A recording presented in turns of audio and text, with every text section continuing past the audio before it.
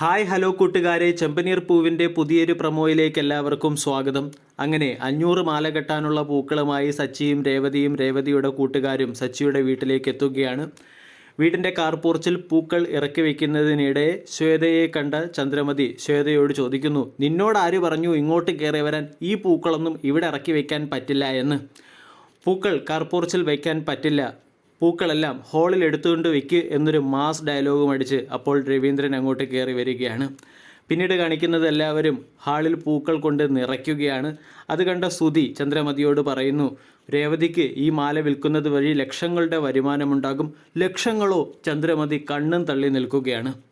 അപ്പോൾ പൂ കെട്ടാൻ വന്ന ഒരു ചേച്ചി രേവതിയോട് ചോദിക്കുകയാണ്, ഇന്ന് രാത്രി കൊണ്ട് നമ്മൾ ഈ പൂക്കളെല്ലാം കെട്ടിത്തീരുമോ? രേവതി ആത്മവിശ്വാസത്തോടു കൂടി പറയുന്നു, പൂക്കളെല്ലാം കെട്ടിത്തീരും.